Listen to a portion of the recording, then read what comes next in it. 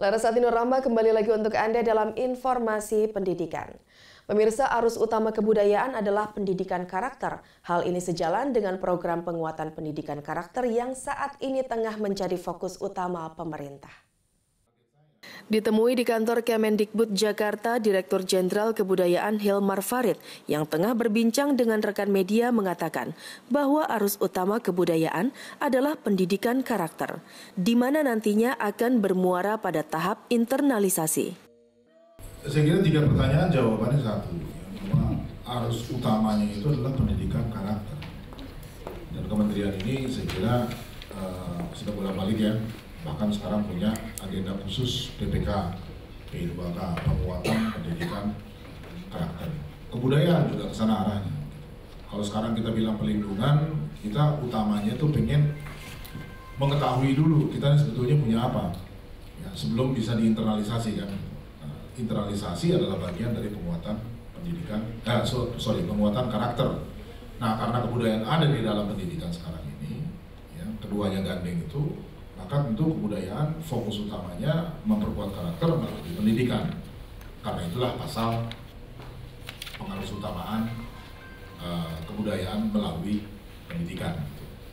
Nah, muaranya kemana? Ya, tentu internalisasi dan segala macam kegiatan-kegiatan itu dilakukan, dan saya kira itu sudah dilakukan sejak waktu cukup lama. Soalnya adalah mungkin belum ditata dengan orientasi yang kuat seperti sekarang. Hilmar menambahkan, Undang-Undang Pemajuan Kebudayaan bukan undang-undangnya Ditjen Kebudayaan, tapi semua upaya pemerintah terkait kebudayaan. Jangan lupa, Undang-Undang Kebudayaan, Pemajuan Kebudayaan ini bukan undang-undangnya Ditjen Kebudayaan, bukan. Dia undang-undang untuk seluruh upaya pemerintah, gitu ya, menjalankan upaya pemajuan kebudayaan. Jadi bukan eksklusif ya untuk Direktorat Jenderal Kebudayaan. Kita ini bagian saja ya dari mesin pemerintah yang menangani masalah kebudayaan. Uswatun Hasanah, Suwito, Televisi Edukasi. Undang-undang tentang pemajuan kebudayaan bertujuan meningkatkan ketahanan budaya dan kontribusi budaya Indonesia.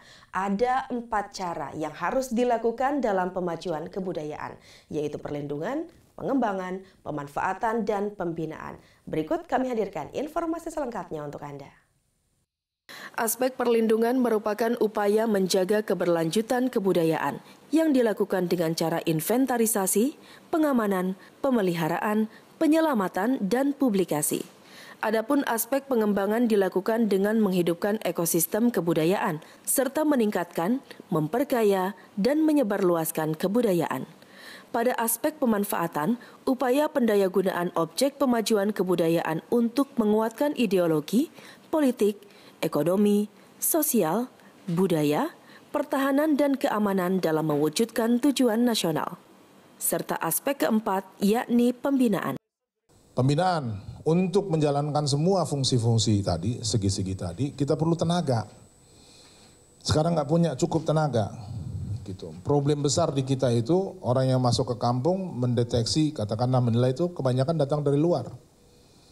Ya, kita perlu tenaga-tenaga yang mampu merekam ini, merekam pengetahuan-pengetahuan lokal, yang mampu mendata, ya, kesenian, segala kekayaan budaya yang kita punya. Uswatun Hasanah, Suwito, Televisi Edukasi.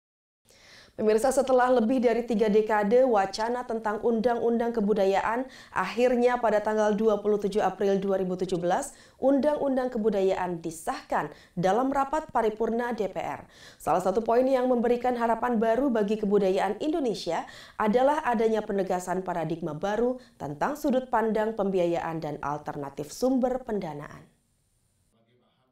Dirjen Kebudayaan Hilmar Farid mengatakan, dana perwalian merupakan antisipasi akan keterbatasan dana APBD dan APBN. Pasalnya, undang-undang tersebut telah membuka ruang partisipasi masyarakat, baik perorangan maupun korporasi. Ini satu gagasan karena kita sadar penuh bahwa APBN nggak akan mencukupi. Kalau sekarang ini Ditjen Kebudayaan, dananya kita bagi rata jumlah penduduk Indonesia itu dapat angka Rp7.000 per kepala per tahun. Ya, dan jangan berharap ada kebudayaan berkembang dengan jumlah ini gitu. Maka harus melampaui APBN, harus di luar APBD bahkan gitu ya. Nah, itu dana perwalian dimaksudkan untuk itu. Dengan terintegrasinya program kerja dan pendanaan terhadap pemajuan kebudayaan, tidak hanya akan mendukung kelestarian budaya Nusantara, namun juga akan menjadi stimulus terbukanya lapangan pekerjaan, perputaran roda ekonomi yang pada akhirnya meningkatkan pendapatan daerah dan negara. Nah, dana perwalian itu mirip-mirip seperti apa ya contohnya ya, LPDP ya. Kalau di bidang pendidikan, LPDP. Itu jadi dana yang dihibahkan, dananya tidak ya seperti dana perwalian pada umumnya gitu ya, diambil kemudian bunganya untuk membiayai kegiatan-kegiatan kebudayaan. Karena ini penting sekali, sangat krusial. Kenapa? Karena struktur dan sistem anggaran kita ini, APBN kita ini kadang-kadang tidak match dengan kebutuhan yang ada di lapangan untuk kebudayaan. Contoh misalnya kurator, ya, sangat perlu itu di dalam kegiatan-kegiatan kesenian. Tapi kita nggak bisa bayar karena nggak ada SPU-nya. Kementerian Keuangannya belum melakukan itu. Dan saya bisa sebut puluhan jenis pekerjaan yang nggak ada itu. Nah, terus membiayainya dari mana? Ya mestilah dibiayai dari sumber lain. Uswatun Hasanah, Suwito, Televisi Edukasi. Informasi tadi mengakhiri jumpa kita kali ini. Semoga semua yang kita saksikan dapat bermanfaat. Saya Larissa Tinorama dan seluruh kru yang bertugas mohon undur diri. Tetaplah bersama kami di Televisi Edukasi. Televisi yang santun dan mencerdaskan. Majulah pendidikan dan kebudayaan Indonesia dan majulah Indonesia.